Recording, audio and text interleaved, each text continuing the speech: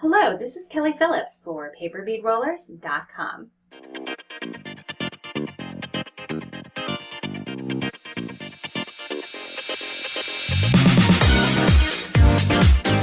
I have to admit, I've never personally gotten into traditional tassel jewelry, but when I began to think about how I could reimagine the traditional tassel necklace using paper beads, I got pretty excited about the project. So much so that I ended up designing this particular tassel as a birthday present for my stepdaughter. Her name is Megan. She's got a lot of style and flair of her own, so I wanted this tassel to reflect some of her special sparkle. I used quite a mix of materials in this tassel, but first, let's go over the paper beads that I used. I experimented with several types of paper beads for the tassel cap. Every one of these shapes was created with strips that are 3/4 inch wide at the top and 12 inches long and from 65-pound paper. The only difference in them is how many strips I used and the way I rolled them. This cap was rolled traditionally with just one strip of paper. This cap was rolled traditionally, but I used 2 strips, so this bead is a little bit thicker in the middle. On this cap, I used 3 strips, all lined up straight together. Since this is the most unique cap I made, I'll demonstrate the technique I used. Choose a size of bead roller that will accommodate the amount of fringe you'll have in your tassel. For this design, we're doing 6 fringe pieces, which will give us about 15 or so passes with the thread. I'm going to use a 1/8 inch bead roller, which is the one with the blue handle. Now, there's no scientific measurement that I used to figure that out. It's really just experience. If you're doing a larger tassel than mine, or you're using a larger stringing material, you should probably use the yellow or the purple bead rollers.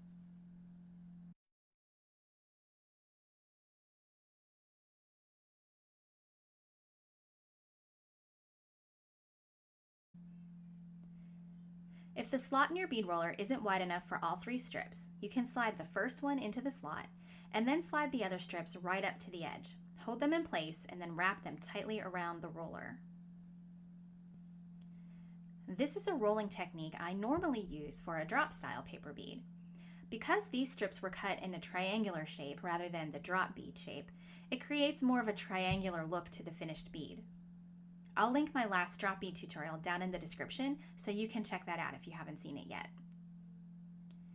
With this technique, the bulk of the wrapping happens at the end of the bead, so work your way down and then continue wrapping just a bit from the end of the bead. You can adjust this shape after you glue your ends down, so you don't need to be too much of a perfectionist here. Once you're satisfied with the shape, you can glaze your bead with whatever method you prefer. I normally like to brush on 2 coats of diamond glaze. For the bead caps, I think I'll do an extra coat just to make them a bit tougher since they're the main focus of the piece.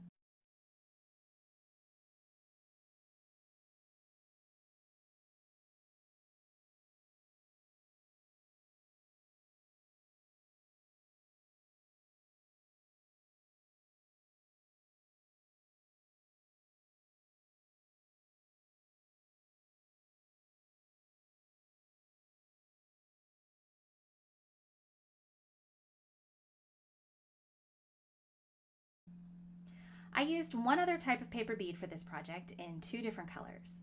To make these beads, you'll cut strips that are 1/4 inch thick and 6 inches long from 65-pound paper. For these, I used the 5/64 inch bead roller, which is the one with the green end. Roll these normally into round beads and glue down the ends. Then glaze in your preferred method. For this design, we're using 6 of the orange and 3 of the teal beads.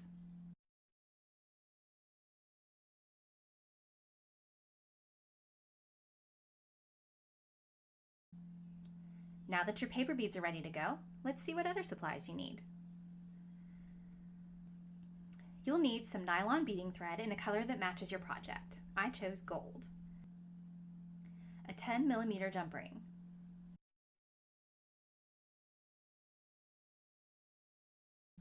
Some gold chain with whatever type of clasp you prefer.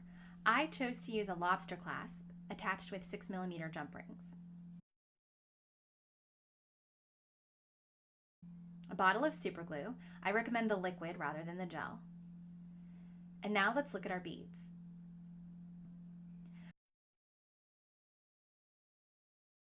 I got these gold balls in a variety pack, and it didn't list the exact sizes, but I'll guess that the larger ones are about 8mm. We'll use 2 of those. The smaller ones are about 6mm, and we'll use about 33 of those. These frosted transparent teal seed beads are just delicious. They are Toho size 11, and I got them from artbeads.com. Another artbeads.com purchase are these Toho Gold Line Black Diamond Triangle seed beads, and they are also size 11. Each fringe is capped off at the end with a turquoise pip bead that I purchased at an independent craft store in my hometown in Ohio called Quilter's Fancy. The brand name of these beads is Precosia. I also used 3 gold bugle beads that I purchased at Michael's. To add the touch of sparkle I'm searching for, I chose these 2-tone Aqua Peridot Check Glass Lucerna Bicone 6mm beads I got in my November dollar bead box subscription. And these 6mm bicones from the December dollar bead box. I don't have their exact name because in December they sent us a huge grab bag of assorted strands and they didn't list all of the names out. It's an amber color with what looks like a reflective rainbow coating on them. They are beautiful. I love getting my dollar bead box every month. I pay about $18. They send me a box full of fabulous supplies. Dollar Bead Box doesn't sponsor these videos. I do pay for my own boxes, but I am an affiliate and there is a link in the description below. If you sign up through my link, I might get a little credit for your sign up that helps me keep making these tutorials for you. The tools you'll need for this project include a pair of scissors, a large eye beading needle, chain nose pliers, and a loop ring.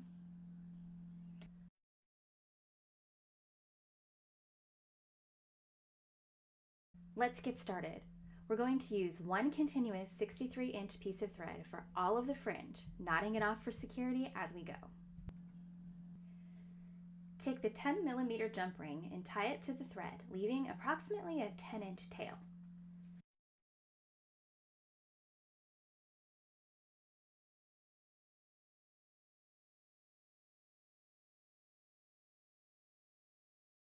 Place the beading needle on the thread so that both strands are in the eye.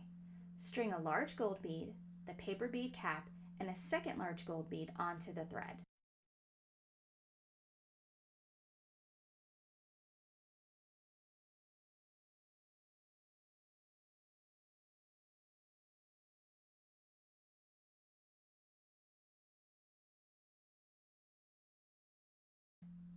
Set the tail to the side so it doesn't get in your way, and we'll string the first strand.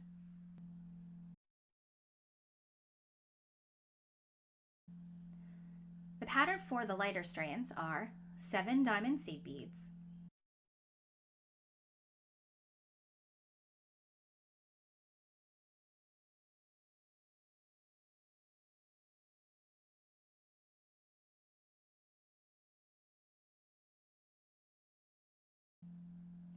gold ball, orange paper bead, gold ball,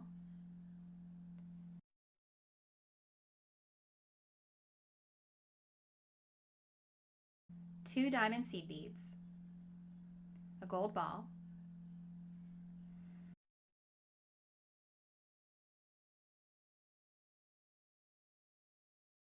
a diamond seed bead, an aqua bicone, and a diamond seed bead,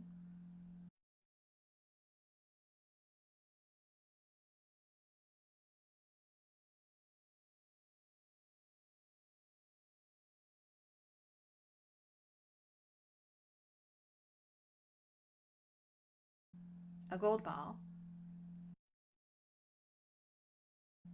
2 diamond seed beads,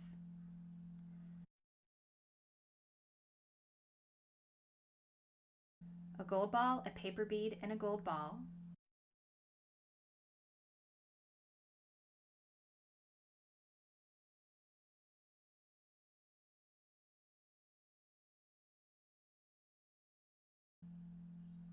a bugle bead, a pip bead.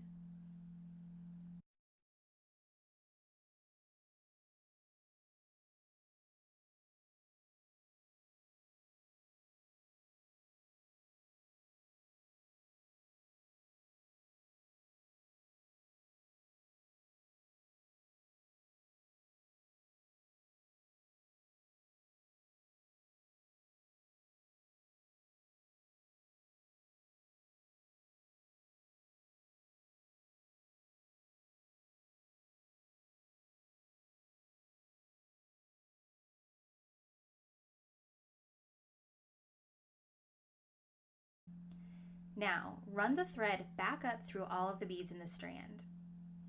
You can pull it tight at this point to make it a little easier to work with, or even loosen it up so that you can get your needle through.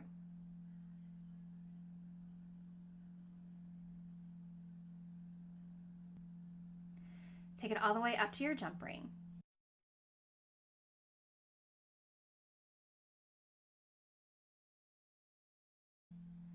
Now slide your thread through the jump ring and down back through the gold ball.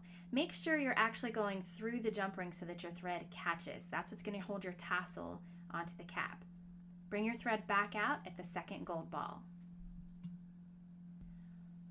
Pull your thread nice and tight, but not so tight that the pip bead starts to turn sideways. If the pip bead is turning, you'll need to give a little bit more room so it'll hang straight. Now tie the thread off with the tail. It won't be super secure yet, but we're going to keep tying as we go, and in the end, everything will be nice and tight.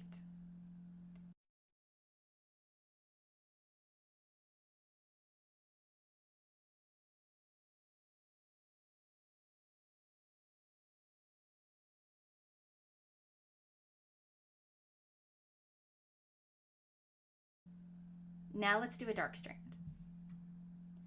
The order for the dark strand is 5 frosted teal seed beads,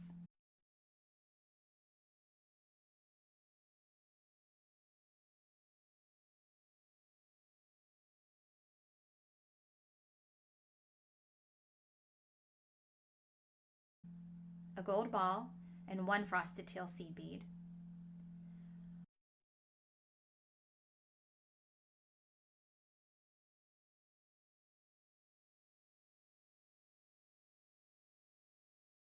one amber bicone, and 1 frosted teal seed bead.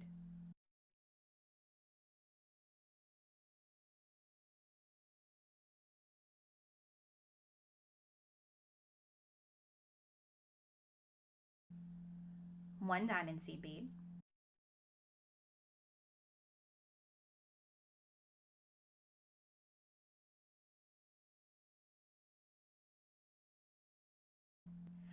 one gold ball, 1 teal paper bead, 1 gold ball,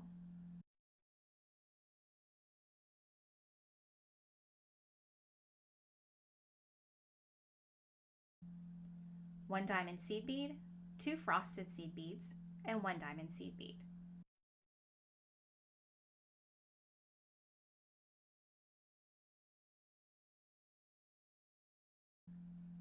One amber bicone, 1 frosted seed bead.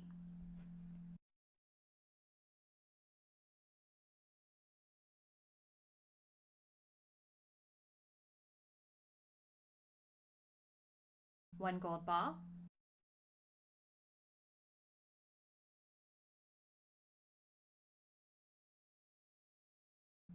7 frosted teal seed beads.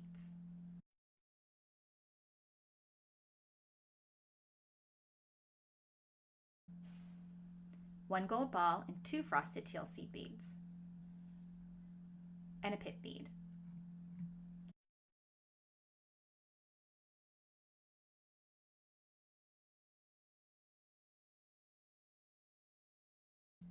Now, just as in our last fringe, go back up the entire thing with your needle.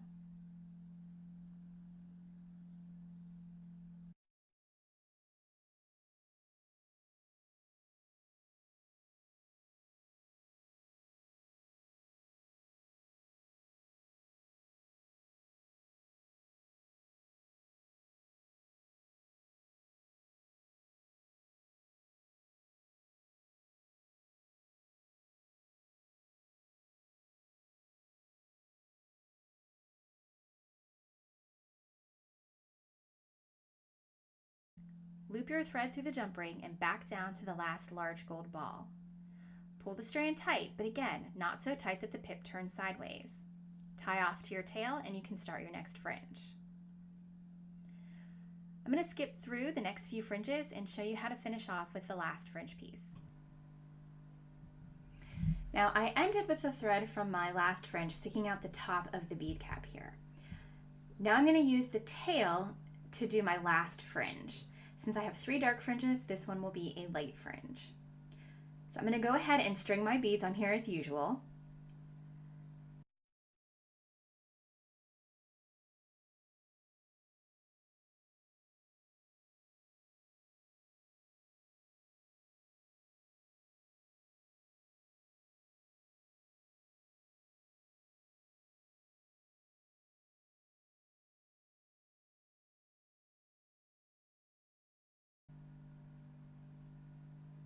And now I'll go ahead back up through the fringe and through the bead cap.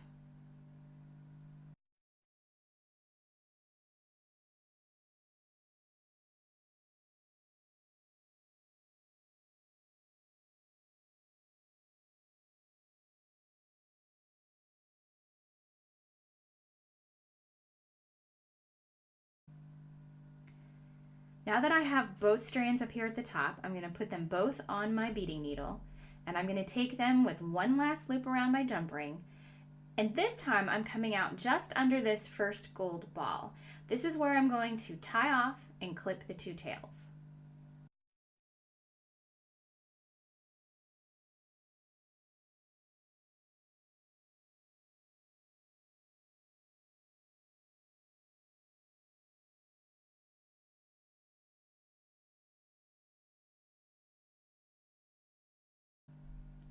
Make sure that you tuck the knot and the ends down into your beads where it will be hidden. Grab your super glue and add a dab right there on the thread to keep it secure in the loop. Unlike me, you may want to line up the split in the ring so it's hidden under the tassel, because once you add the glue, it is not coming off again. The last thing we need to do is put our clasp on the chain. You can cut whatever length of chain suits you the best. Mine is about 28 inches long.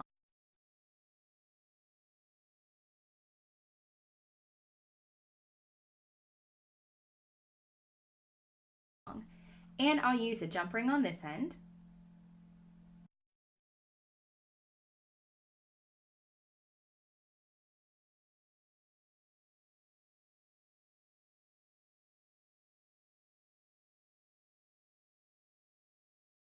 And a jump ring with the clasp on this end.